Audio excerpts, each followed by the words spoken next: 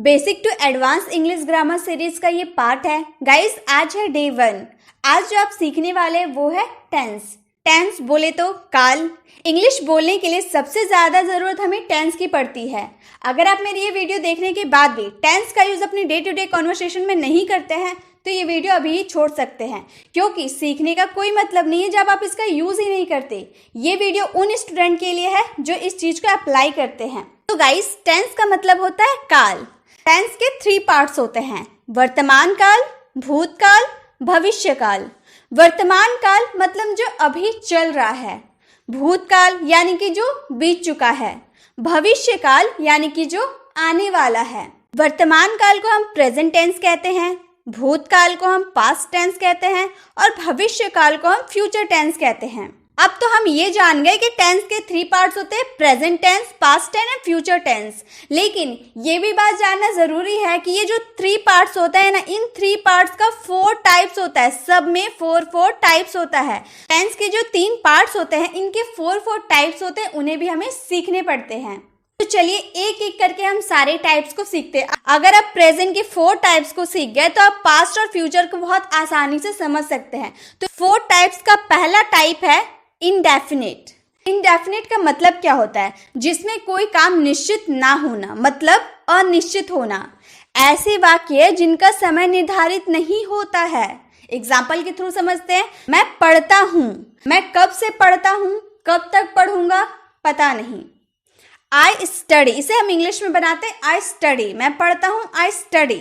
मैं क्रिकेट खेलता हूँ, मैं कब से क्रिकेट खेलता हूँ, कब तक क्रिकेट खेलूंगा पता नहीं। I play cricket. तो इंडेफिनिट में वैसे सेंटेंसेस आते हैं जिनका समय निर्धारित नहीं होता है। कब से मैं खेल रहा हूँ नहीं पता है, कब तक मैं खेलूंगा नहीं पता है, अनिश्चित होता है। हमें जानकारी नहीं होती है कि वो कब से वो काम कर रहा है और कब तक वो काम करेगा। तो इंडेफिनिट समझ में आ गया। अब चलिए कॉन्टिन्यूअस को समझते हैं। कॉन्टिन्यूअस को हम हिंदी में बोलते हैं चलते रहना, जारी रहना, कोई काम कंटिन्यू रहना। कॉन्टिन्यूअस टेंस में भी ऐसे सेंटेंसेस आते हैं जो कब से शुरू हुआ कब तक खत्म होगा उसका पता नहीं होता है, लेकिन हमें काम चल रहा है इतना मालूम है। जैसे मैं पढ़ रहा हूँ, मैं कब से पढ़ रहा हूँ, कब तक पढ़ूंगा ये पता नहीं है, लेकिन मैं पढ़ रहा हूँ, अभी मैं पढ़ रहा हूँ, कंटिन्यू मेरा पढ़ाई जारी है, ये हम लोगों को पता है। तो ऐसे सेंटेंस कॉन्टिन्यूअस सेंटेंसेस के कैटेगरी में आते हैं। आई एम स्टडिंग मतलब मैं पढ़ रहा हूँ। मैं क्रिकेट खेल रहा हूँ, मैं कब से क्रिकेट खेल रहा हूँ, कब तक खेलूंगा पता नहीं। मैं अभी क्रिकेट खेल रहा हूँ, अभी क्रिकेट खेलने का काम जारी है। I am playing cricket. तो कॉन्टिन्यूअस में हम लोगों ने क्या समझा? कोई काम कब से शुरू हुआ कब तक खत्म होगा वो पता नहीं, लेकिन कोई काम अभी चल रहा है इतना हमें पता होता है। अब बढ़ते हैं 3rd number types, perfect tense. Perfect tense में वे सेंटेंस आते हैं जो कोई काम पूरा हो चुका है ये आपको पता रहता है। जैसे मैं पढ़ चुका हूँ, मतलब मेरा पढ़ने का काम जो है ना वो खत्म हो चुका है। तो जब आपके सेंटेंस में कोई काम खत्म हो चुका होगा तो वो जो सेंटेंस है ना वो परफेक्ट टेंस के कैटेगरी में आते हैं। मैं पढ़ चुका हूँ, आई हैव स्टडीड, मतलब मैं अपना काम, पढ़ने का जो काम था ना वो खत्म कर चुका हूँ। राम क्रिकेट खेल चुका है, राम का जो क्रिकेट खेलने का काम जो जारी था वो खेल चुका है, खत्म हो चुका है। तो राम हैज प्लेड क्रिकेट। या हैज, हैव वर्ब का 3rd फॉर्म क्यों यूज किए वो हम आगे सीखने वाले हैं। तो ये आपको समझ में आ गया। परफेक्ट टेंस में वे सेंटेंस आते हैं जो सेंटेंस में काम पूरा हो चुका रहता है, वो परफेक्ट टेंस के कैटेगरी में आते हैं। अब आया परफेक्ट कॉन्टिन्यूअस। ये चीज क्या होते हैं इसे थोड़ा ध्यान से समझना, कान खोलकर। परफेक्ट का क्या मतलब होता है? हम लोगों ने यहाँ परफेक्ट टेंस देखा। परफेक्ट टेंस का क्या मतलब हुआ? कोई काम पूरा हो चुका है। और कॉन्टिन्यूअस में हम लोगों ने क्या देखा? इसमें काम चल रहा है। परफेक्ट कॉन्टिन्यूअस में ऐसे सेंटेंसेस आएंगे जो काम हो चुका है और जारी भी है, मतलब कोई काम पूरा हो चुका है इसके बारे में भी पता है, और कोई काम जारी अभी चल रहा है, फ्यूचर में भी जारी होगा वो भी पता होता है।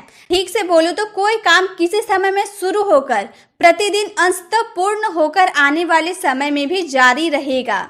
जैसे मैं सुबह से पढ़ रहा हूँ, मतलब मेरा काम कब से शुरू हुआ, सुबह से, पास्ट से शुरू होकर अभी तक कंटिन्यू पढ़ने का चल रहा है।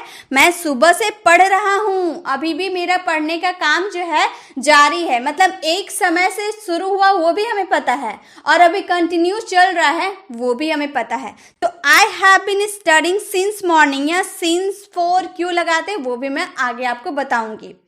तो मैं सुबह से पढ़ रहा हूँ, I have been studying since morning. मैं पिछले 5 सालों से अंग्रेजी बोल रहा हूँ, मतलब मैं पास्ट में 5 साल पहले से इंग्लिश बोल रही हूँ, अभी भी मैं इंग्लिश बोल ही रही हूँ। I have been speaking English for the last 5 years। तो आपने क्या समझा, परफेक्ट कॉन्टिन्यूअस में कैसे सेंटेंसेस आते हैं, जो कब से शुरू हुआ ये भी आपको पता रहता है और वो काम अभी कंटिन्यू चल रहा है ये भी आपको पता रहता है। अब मैं आपको एक बार और अच्छे से क्लियर कर दूं, प्रेजेंट इंडेफिनिट में वैसे सेंटेंस आते हैं जिनका समय निर्धारित नहीं होता है।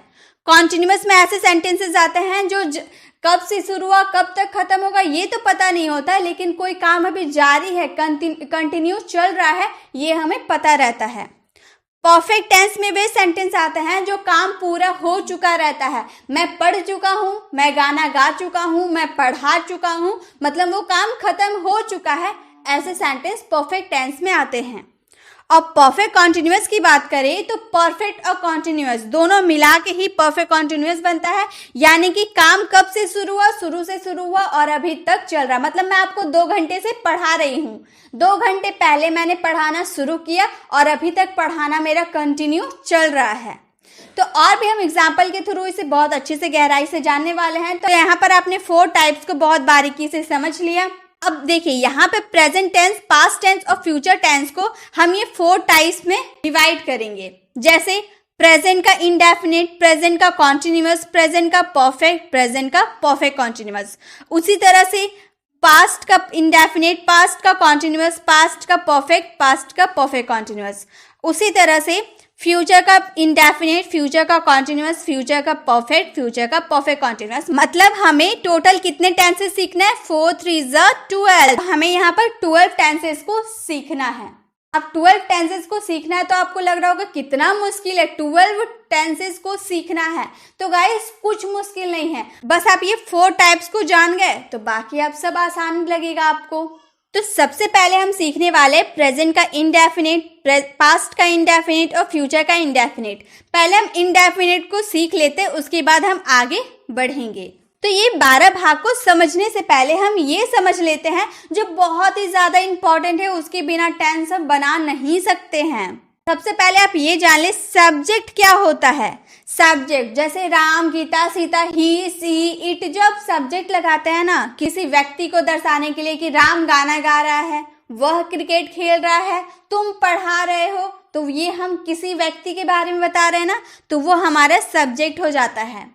ऑब्जेक्ट क्या होता है, ऑब्जेक्ट कोई वस्तु होता है, जैसे वस्तु हो गया, सामान हो गया, जो भी आप कह लो, सेंटेंस के थ्रू आपको अच्छे से समझ में आएगा। और सबसे ज्यादा इंपॉर्टेंट होता है हमारा वर्ब। अगर हम ये जान गए ना, सारा खेल टेंस में सारा खेल वर्ब का ही है। वर्ब आपको याद होना तो आप आसानी से बना सकते हैं। अगर आप वर्ब नहीं जानते तो मैंने वर्ब को समझने का बहुत ही आसान ट्रिक मैंने आपको बताया है। आप चाहें तो वो मेरी वर्ब वाली वीडियो देख सकते हैं। अगर आप वो वीडियो देख लेंगे ना, आपको रटने की जरूरत नहीं पड़ेगी, बस थोड़े कॉन्सेप्ट को आपको समझना है और वर्ब को आसानी से दिमाग में घुसा लेना है। तो वर्ब का मतलब होता है क्रिया या फिर काम, जो भी बोलो। जैसे मैं क्रिकेट खेल रहा हूँ, मैं क्या कर रहा हूँ, खेल रहा हूँ ना, तो खेलने का काम कर रहा हूँ, तो वो खेलना ही हमारा वर्ब हो गया। तो चलिए धीरे धीरे हम वो भी समझेंगे, पहले आगे बढ़ते हैं। तो आपने ये समझ लिया कि कौन क्या है, सब्जेक्ट मतलब व्यक्ति जो रहता है, ऑब्जेक्ट मतलब जो वस्तु रहता है, और वर्ब यानी कि क्रिया। सबसे पहले हम प्रेजेंट इंडेफिनिट को समझेंगे। प्रेजेंट इंडेफिनिट में हम अफर्मेटिव सेंटेंस यानी कि सकारात्मक वाक्य, नेगेटिव सेंटेंस यानी कि नकारात्मक वाक्य, इंटेरोगेटिव सेंटेंस यानी कि प्रश्नवाचक वाक्य और कुछ इंपॉर्टेंस रूल, महत्वपूर्ण नियम को भी हम याद करेंगे। तो चलिए एग्जाम्पल्स को बनाते हैं अब। तो हमारा फर्स्ट एग्जाम्पल है, मैं किताबें पढ़ता हूँ। क्या मैंने बोला? मैं किताबें पढ़ता हूँ।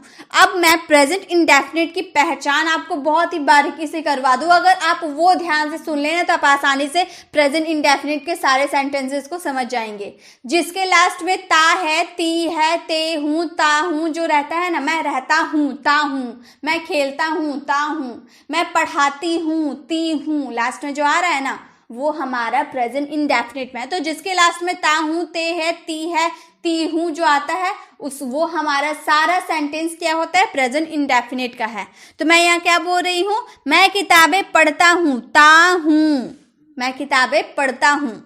तो ये है प्रेजेंट इंडेफिनिट। इसे हम कैसे बनाएंगे? I read books. इसका स्ट्रक्चर क्या है? सबसे पहले आपको सब्जेक्ट लगाना होता है, उसके बाद आपको वर्ब लगाना होता है, उसके बाद आपको ऑब्जेक्ट लगाना होता है। तो हम लोगों ने सबसे पहले सब्जेक्ट लगा दिया आई, उसके बाद वर्ब। आप ये हमेशा रूल याद कर ले कि जो आप प्रेजेंट इंडेफिनिट में कोई भी सेंटेंस बना लीजिए, प्रेजेंट इंडेफिनिट का कोई भी सेंटेंस बना लीजिए, आपको वर्ब का फर्स्ट फॉर्म ही लगाना है। नेगेटिव, इंट्रोगेटिव या फिर अफर्मेटिव सेंटेंस, कैसे भी सेंटेंस हो, प्रेजेंट इंडेफिनिट में आपको वर्ब का फर्स्ट फॉर्म ही लगाना है। तो वर्ब का फर्स्ट फॉर्म हम लोगों ने लगा दिया। उसके बाद हमारा किताबें के लिए बुक्स जो हमारा ऑब्जेक्ट है, आई रीड बुक्स। उसी तरह से मैं किताबें नहीं पढ़ता हूँ, नेगेटिव सेंटेंस, नहीं पढ़ता हूँ, सबसे पहले आपको सब्जेक्ट लगाना है और नहीं पढ़ता हूँ उसके लिए डू नॉट लगाना है। अब ये डू नॉट कहाँ से आ गया ये भी मैं आपको बताऊंगी। डू नॉट एक तरह से हेल्पिंग वर्ब है। हेल्पिंग वर्ब के बारे में भी मैं आपको बोली हूँ कि मैं इंपॉर्टेंस रूल भी आपको बताऊंगी जो आपको याद करने होंगे, मैं ये आगे आपको बताने वाली हूँ। तो I do not read books, मैं किताबें नहीं पढ़ता हूँ। अगर इंट्रोगेटिव इस सेंटेंस को बनाए, क्या मैं किताब पढ़ता हूँ? Do I read books. यहाँ हम लोगों ने डू का यूज पहले कर दिया तो बहुत उल्टा फुल्टा सेंटेंस बन गया ना। इसमें हम लोगों ने डू नॉट का कहीं भी यूज नहीं किया, यहाँ डू नॉट का यूज कर दिया, यहाँ आगे में हम लोगों ने डू का यूज कर दिया। कैसे हुआ, क्यों हुआ? यहाँ हम लोगों ने क्या देखा था? मैं किताबें पढ़ता हूँ, आई रीड बुक्स। अगर आपको बोलना हो वह किताब पढ़ता है, यानी कि जब आप ही, शी, इट या फिर किसी के नाम की बात करें तो आप वर्ब में एस और ईएस जोड़ देते हैं। ये हमारा थर्ड पर्सन सिंगुलर होता है, he, she, it third person singular होता है। तो जब भी आप बोले वह किताबें पढ़ता है, वह यानी कि ही हमारा थर्ड पर्सन सिंगुलर हो गया। तो यहाँ पे सिर्फ वर्ब का फर्स्ट फॉर्म नहीं लगाएंगे, वर्ब के फर्स्ट फॉर्म में एस नहीं तो ईएस जुड़ता है। रीड में एस हम लोगों ने लगा दिया, रीड्स हो गया, ही रीड्स बुक, वह किताबें पढ़ता है।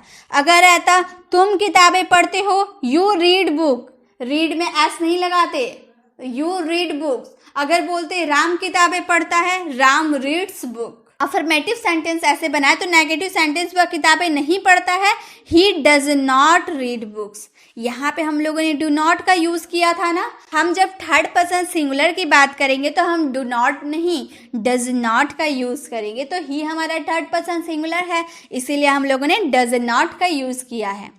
क्या वह किताबें पढ़ता है? Does he read book. अब डज का यहाँ पर पहले यूज किया क्योंकि हम लोगों ने अभी देखा ही थर्ड पर्सन सिंगुलर रहेगा तो डज का यूज करेंगे। जब आपके सेंटेंस में क्या, कब, कहाँ, कैसे, क्यों, तो आपको वहां पर हेल्पिंग वर्ब डू या डज का यूज करना है प्रेजेंट इंडेफिनिट में। अब चलिए कुछ रूल याद कर लेते हैं। तो रूल नंबर 1 है, कभी भी कोई वाक्य में हु से प्रारंभ होता है तो उसके साथ डू या डज का प्रयोग नहीं होता। यानी कि जब आपके सेंटेंस हु से स्टार्ट होगा ना, हु यानी कि कौन, हु से स्टार्ट होगा तो उसमें डू डज का यूज नहीं होगा। जैसे हु गोज टू स्कूल, कौन स्कूल जाता है, यहाँ पे हम लोगों ने हु के बाद गोज लगा दिया, डू और डज का यूज नहीं होता है। हु मेक्स अ नॉइज, कौन शोर करता है। नियम नंबर 2, कभी भी कोई वाक्य डू और डज हेल्पिंग वर्ब के रूप में यूज होता है तो मेन वर्ब में एस और ईएस हटा दिया जाता है। जैसे डज ही रीड बुक्स, यहाँ पे हम लोग का क्या है, थर्ड पर्सन सिंगुलर है ना, तो यहाँ पे हम लोगों ने एस लगाया। मैंने आपको क्या बताया, थर्ड पर्सन सिंगुलर रहता है तो उसमें एस और ईएस जुड़ जाता है। तो क्या यहाँ पे हम लोगों ने एस और ईएस लगाया? नहीं ना लगाया। क्यों? क्योंकि अगर डू और डज हमारा हेल्पिंग वर्ब के रूप में यूज होता है ना, देखिए पहले हम लोगों ने यूज कर दिया डज, तो हमारा मेन वर्ब के साथ एस और ईएस नहीं लगता है। ये रूल आपको याद रखना है तो आप प्रेजेंट के किसी भी वाक्य को बना सकते हैं। तो ये हम लोगों ने सीख लिया प्रेजेंट इंडेफिनिट को। इसी के साथ प्रेजेंट इंडेफिनिट हो गया खत्म। अगर आपको नहीं समझ में आया तो आप दोबारा इस वीडियो को देखिए, क्योंकि इस वीडियो को देखने के बाद 100% आपके टेंस में जो भी डाउट है वो क्लियर हो जाएगी। अगर आप वीडियो को देख रहे हैं तो आपको ज़रूरी है कि उसकी प्रैक्टिस करें। आप डे टू डे कॉन्वर्सेशन करते हैं ना किसी से, उसमें टेंस का यूज़ करें, इसका अप्लाई करें, तो उसका यूज़ करें। तो चलिए अब देखते हैं पास्ट इंडेफिनिट को। पास्ट इंडेफिनिट में भी हम अफर्मेटिव सेंटेंस यानी कि सकारात्मक वाक्य, नेगेटिव सेंटेंस यानी कि नकारात्मक वाक्य, इंटेरोगेटिव सेंटेंस यानी कि प्रश्नवाचक वाक्य, कुछ इंपॉर्टेंस रूल्स यानी कि महत्वपूर्ण नियम भी हम सीखने वाले हैं। तो सबसे पहले हमारा नियम आप ध्यान दें। सकारात्मक वाक्य में वर्ब का सेकेंड फॉर्म लगेगा। क्या? वर्ब का फर्स्ट फॉर्म इसमें नहीं लगेगा। क्या लगेगा? वर्ब का सेकेंड फॉर्म लगेगा। सकारात्मक वाक्य अफर्मेटिव जब सेंटेंस आप बनाइएगा तो उसमें आपको वर्ब का सेकेंड फॉर्म लगाना है। जैसे तुम हिंदी बोलते थे, तुमने हिंदी बोली, दोनों सेंटेंस एक ही है। जब आपके सेंटेंस में ता थे, ता थी ऐसे आएगा ना, तो वो हो जाएगा पास्ट इंडेफिनिट के सेंटेंस। तुम हिंदी बोलते थे, थे, या फिर तुमने हिंदी बोली, पास्ट में तुमने हिंदी बोली तो बोलेंगे यू स्पोक हिंदी। स्पीक हम लोग का क्या होता है? वर्ब का फर्स्ट फॉर्म होता है, लेकिन हम लोग को एफर्मेटिव सेंटेंस में क्या लगाना है? पास्ट इंडेफिनिट में वर्ब का सेकेंड फॉर्म लगाना है। इसलिए हम लोगों ने यू स्पोक हिंदी, तुम हिंदी बोलते थे। सेकेंड नंबर रूल है हमारा, नकारात्मक वाक्य में सब्जेक्ट के साथ डिड नॉट जुड़ता है। हम लोगों ने प्रेजेंट इंडेफिनिट में क्या किया था? नकारात्मक वाक्य के साथ डू या फिर डज नॉट का यूज किया था, लेकिन पास्ट इंडेफिनिट में नकारात्मक वाक्य यानी कि नेगेटिव वाक्य में सब्जेक्ट के साथ डिड नॉट, चाहे जो भी सब्जेक्ट हो, सबके साथ आपको डिड नॉट का ही यूज करना है। तुम हिंदी नहीं बोलते थे, you did not speak Hindi. You हमारा हो गया सब्जेक्ट, डिड हो गया हमारा हेल्पिंग वर्ब, स्पीक यानी कि वर्ब हो गया, और हिंदी हमारा ऑब्जेक्ट हो गया। तो ये हम लोगों ने समझ लिया क्या है ये। तो नकारात्मक वाक्य में हमेशा डिड नॉट का यूज होता है, ये आपको याद रखनी है। थर्ड नंबर नियम है, प्रश्नवाचक वाक्यों में डिड सब्जेक्ट के पहले आता है। जब आप किसी से क्वेश्चन कीजिएगा पास्ट में कि क्या तुम हिंदी बोलते थे, ऐसे सेंटेंस आप बोलिएगा ना, क्या तुम हिंदी बोलते थे, तो ये हमारा क्या हो गया? पास्ट इंडेफिनिट का सेंटेंस हो गया।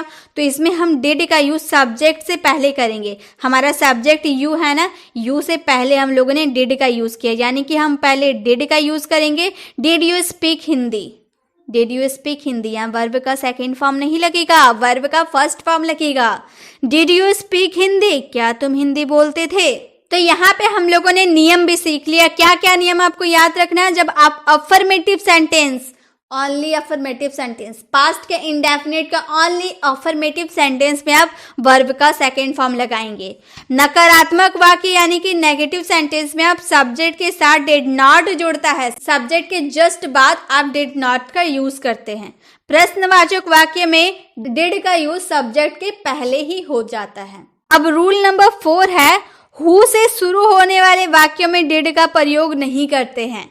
जैसे स्कूल कौन गया, कौन यानी कि हु, तो हम बोलेंगे who went to school, who went to school. यहाँ पे हम लोगों ने डिड का यूज किया नहीं, क्योंकि हमारा जो सवाल था वो हु से स्टार्ट हुआ।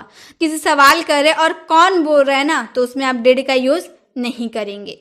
हु वेंट टू स्कूल आप बोलेंगे स्कूल कौन गया। तो इसी के साथ हम लोगों ने पास्ट इंडेफिनिट के चारों रूल को देख लिया। ये चारों रूल आपको याद रखने हैं, तो बाकी सारे हो जाएंगे पास्ट इंडेफिनिट क्लियर। अब फ्यूचर इंडेफिनिट की बात करते हैं। फ्यूचर इंडेफिनिट में भी हम सीखेंगे अफर्मेटिव सेंटेंसेस यानी कि सकारात्मक वाक्य, नेगेटिव सेंटेंस यानी कि नकारात्मक वाक्य, इंट्रोगेटिव सेंटेंस यानी कि प्रश्नवाचक वाक्य, और कुछ इंपॉर्टेंट रूल्स यानी कि महत्वपूर्ण नियम भी सीखने वाले हैं। पहला नियम है हमारा, भविष्य में होने वाले काम को बताया जाता है। फ्यूचर इंडेफिनिट में वैसे सेंटेंसेस आते हैं जो भविष्य के लिए बोली जाती है, जैसे वह वहां जाएगा, तुम यह खाओगे, तुम पढ़ोगे। तो जिसके लास्ट में गा गे गी आता है ना, तो वो हमारा फ्यूचर होता है, फ्यूचर इंडेफिनिट। क्या? जिसके लास्ट में गा के गी आता है वो हमारा फ्यूचर इंडेफिनिट होता है। जैसे पहला रूल है, इसमें किसी भी सब्जेक्ट के साथ विल का प्रयोग होता है। पहले हम सेल का भी यूज करते थे फ्यूचर के लिए, लेकिन अब ग्रामर में सेल का यूज नहीं होता है, सिर्फ और सिर्फ विल का यूज होता है। तो आप सभी सब्जेक्ट के साथ विल का यूज कीजिएगा। आप हिंदी बोलेंगे, आप हिंदी बोलेंगे, गा गे गी आ रहा है ना, तो हम बोलेंगे यू विल स्पीक हिंदी। यहाँ पर वर्ब का फर्स्ट फॉर्म ही आपको लगाना है। यू के बाद आपको क्या लगाना है? हेल्पिंग वर्ब विल, उसके बाद वर्ब आपको लगाना है एंड द लास्ट ऑब्जेक्ट लगाना है आपको। तो ये हो गया यू विल स्पीक हिंदी, आप हिंदी बोलेंगे। तो हमारा दूसरा नियम है, इसमें विल के बाद नॉट का प्रयोग होता है। नेगेटिव सेंटेंस में आप हिंदी नहीं बोलेंगे, नेगेटिव सेंटेंस है तो बोलेंगे you will not speak Hindi. Will के जस्ट बाद आपको नॉट का यूज करना है, उसके बाद वर्ब का यूज करना है। You will not speak Hindi, आप हिंदी नहीं बोलेंगे। थर्ड नंबर हमारा रूल है, इंटरोगेटिव सेंटेंस में सब्जेक्ट के पहले विल का प्रयोग किया जाता है। इंट्रोगेटिव सेंटेंस आप जब बनाइएगा फ्यूचर के इंडेफिनिट का, तो उसमें विल का यूज आप सब्जेक्ट के पहले करेंगे। क्या तुम हिंदी बोलोगे? Will you speak Hindi? Will you speak Hindi? क्या तुम हिंदी बोलोगे? तो ये तो बहुत आसान हो गया। हम लोगों ने प्रेजेंट सीखा तो पास्ट और फ्यूचर भी आसानी से समझ में आ गया। तो यही तो कमाल है टेंस का, कि आप एक सीखेंगे तो सारा अपने आप समझ में आ जाएगा। तो इसी के साथ हम लोगों ने क्या सीखा? टेंस की बेसिक जो नॉलेज हमें बहुत ज़रूरी होती है, वो नॉलेज हम लोगों ने जान लिया कि कितने पार्ट्स होते हैं, उसे कैसे डिवाइड करते हैं, किसका मतलब क्या होता है, ये हम लोगों ने जान लिया। और क्या जाना? प्रेजेंट इंडेफिनिट, पास्ट इंडेफिनिट और फ्यूचर इंडेफिनिट होता क्या है, इसमें कैसे सेंटेंसेस आते हैं, उसे कैसे बनाया जाता है, कौन कौन से रूल होते हैं जो हमें याद रखने होते हैं। सारे रूल मैंने बताया, सारे रूल आपको समझ में आ गया होगा। इसी के साथ हम लोगों ने 3 टेंसेस को सीख लिया है और बाकी कुछ सेंटेंसेस है और कुछ बाकी जो टेंस है वो हम basic to English grammar series के डे 2 में करने वाले हैं। तो वेट कीजिएगा डे 2 के लिए, और बाकी जो टेंसेस हैं उसे भी आराम से सीख लीजिएगा। अगर वीडियो अच्छी लगी तो वीडियो को लाइक करें, कमेंट में जरूर बताएं कि वीडियो कैसी लगी। अगर आप चैनल पर नए हैं तो चैनल को सब्सक्राइब कर बेल आइकन जरूर क्लिक करें, ताकि मैं जब डे 2 वाली वीडियो लेकर आऊँ आप तक नोटिफिकेशन मिलती रहे। मिलते हैं नेक्स्ट वीडियो में, तब तक के लिए कीप लर्निंग।